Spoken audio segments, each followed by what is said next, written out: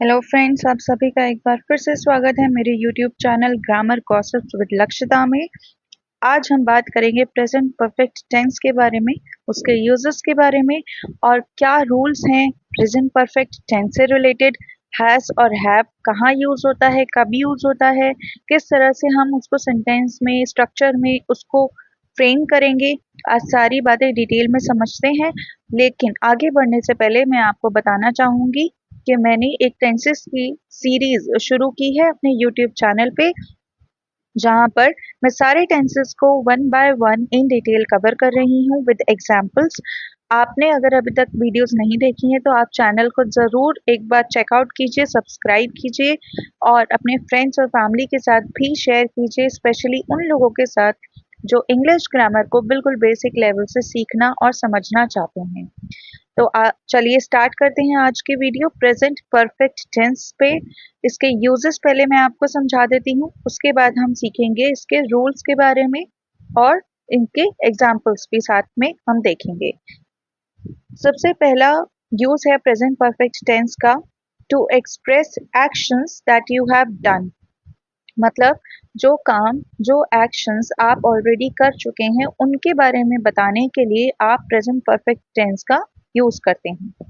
Next, to express the frequency of actions. Frequency का मतलब है नंबर ऑफ टाइम्स, तो कितनी बार आप एक एक्शन को कर चुके हैं उसको बताने के लिए भी प्रेजेंट परफेक्ट टेंस का यूज किया जाता है। To describe recently completed actions. Recently completed actions का मतलब है वो काम या वो एक्शंस जो अभी कुछ ही समय पहले आपने कंप्लीट किए हैं, पूरा किया है कोई काम कुछ ही समय पहले। रिसेंटली का मतलब कुछ ही समय पहले, उनको डिस्क्राइब करने के लिए भी प्रेजेंट परफेक्ट टेंस का यूज किया जाता है। Fourth, to tell about situations that started in the past and are still continuing. कुछ ऐसे सिचुएशंस या ऐसे एक्शंस जो पास्ट में आपने, यानी पहले कभी आपने काम वो शुरू किए थे और अभी तक वो काम हो रहा है, चल रहा है, ऐसे सिचुएशंस को भी बताने के लिए प्रेजेंट परफेक्ट टेंस का यूज किया जाता है।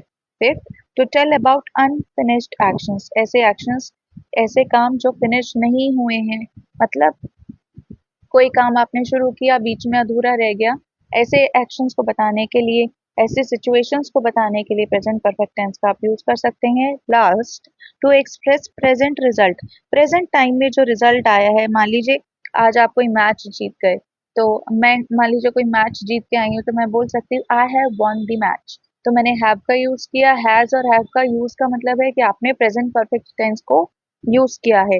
तो प्रेजेंट रिजल्ट को बताने के लिए भी आप प्रेजेंट परफेक्ट टेंस का ही यूज करेंगे।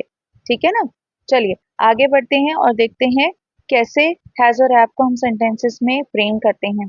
तो आज मैं आपको जो बताने वाली हूँ ना फ्रेंड्स, वो है प्रेजेंट परफेक्ट टेंस के एफर्मेटिव सेंटेंसेस। एफर्मेटिव सेंटेंसेस के रूल्स। एफर्मेटिव सेंटेंसेस क्या होते हैं आपको मैं पहले भी कई बार बता चुकी हूँ। एफर्मेटिव सेंटेंसेस को हम और क्या बोलते हैं, आप जल्दी से कमेंट सेक्शन में मुझे कमेंट करके बताइए। देखिए, rule number one, affirmative sentences for singular subject. Singular subject plus has plus third form of the verb, जिसको हम पास्ट पार्टिसिपल फॉर्म भी बोलते हैं, पास्ट पार्टिसिपल देन ऑब्जेक्ट। ठीक है, तो प्रेजेंट परफेक्ट टेंस में वर्ब की थर्ड फॉर्म यूज होती है।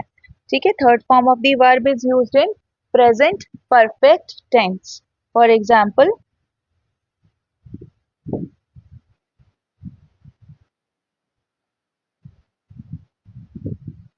she has studied Japanese।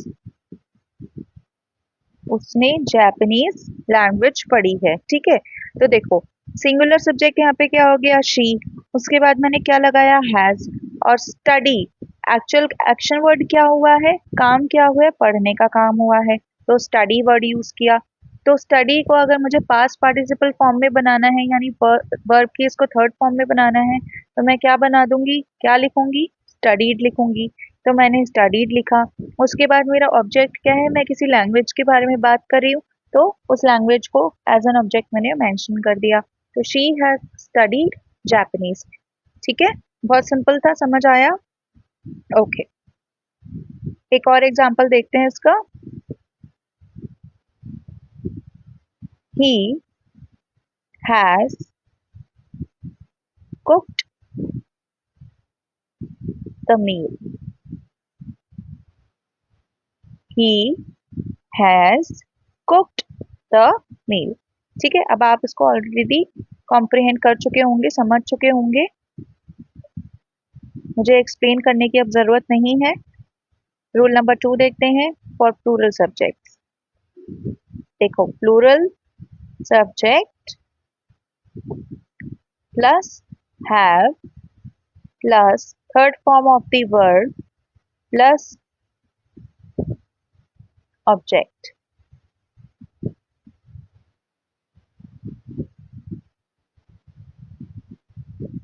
Example,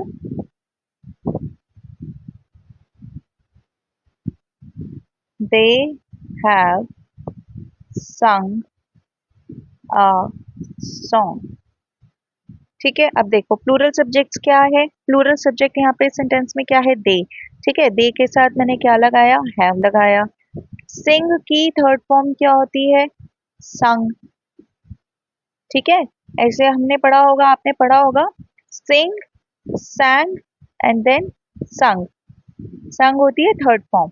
ठीक है, तो संग third form of the verb, उसके बाद ऑब्जेक्ट अ सॉन्ग, वो एक गाना गा चुके हैं। दे हैव संग अ सॉन्ग। एक और एग्जांपल देखते हैं।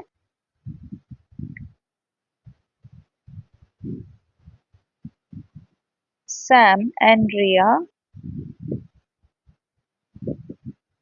Have played the game. Sam और रिया ने गेम खेला, यानी सैम और रिया गेम खेल चुके हैं। ठीक है, तो ये हो गए आपके एग्जाम्पल फॉर प्लूरल सब्जेक्ट। बहुत सिंपल था, कुछ इसमें डिफिकल्टी नहीं है। देखो फ्रेंड्स, अगर आप टेंसेस को सीखना चाहते हो, समझना चाहते हो, तो बहुत ज़रूरी है कि आप उनके रूल्स को एक बार स्ट्रक्चर को समझ लें, कहाँ पे किस वजह से किस टेंस का यूज किया जाता है, उस लैंग्वेज में आप उसको यूज मतलब कहाँ आपको बेसिकली, देखो आपको ये पता चल जाना चाहिए कि अगर आप कोई बात अपनी बोलना चाहते हो, एक्सप्रेस करना चाहते हो, आप किस टेंस में उसमें आप अपनी बात को एक्सप्रेस करना चाहते हो, उस पर्टिकुलर टेंस को आप आइडेंटिफाई कर पाओ, उसके रूल में आप अपने सेंटेंस को स्ट्रक्चर कर पाओ, फ्रेम कर पाओ। अगर ये आपको आ गया ना, तो इसका मतलब आपको इंग्लिश ग्रामर में अब कोई हरा नहीं सकता। बेस आपका मजबूत हो चुका है और उसके ऊपर आप बिल्डिंग अपनी खड़ी खुद भी कर सकते हैं। फिर आपको एक्सटर्नल असिस्टेंस और हेल्प की ज़रूरत नहीं पड़ती इतनी जितनी आपको अभी पड़ेगी, जब तक आपको टेंसेस पूरी तरह से अच्छे से समझ नहीं आ जाते और लर्न नहीं हो जाते। डरने की बिल्कुल भी ज़रूरत नहीं है। समझिए, प्रैक्टिस कीजिए, जितना ज़्यादा प्रैक्टिस करेंगे उतनी ही जल्दी अंडरस्टैंडिंग आपकी बढ़ेगी। ठीक है, तो बहुत कुछ डिफिकल्ट टास्क नहीं है। एक बार फिर से देख लेते हैं प्रेजेंट परफेक्ट टेंस के यूजेस को। To express actions that you have done, to express the frequency of actions, to describe recently completed actions, to tell about situations that started in the past and are still continuing, to tell about unfinished actions and situations, and to express present result. And these are the rules for affirmative sentences with examples. In my next video, I will be talking about present perfect tense negative sentences and some examples related to the same. आपका task ये है that you have to create your own examples. मुझे comment section में comment करके बताइए, बहुत अच्छा लगेगा अगर आप मुझे रिस्पॉन्स करेंगे, मुझे मोटिवेटेड फील होगा और इस वीडियो सीरीज को मैं आगे कंटिन्यू करूंगी। And if you have any doubt, don't worry about it, comment down below, I will address your doubt. And for more such videos, keep following grammar gossips with Lakshita.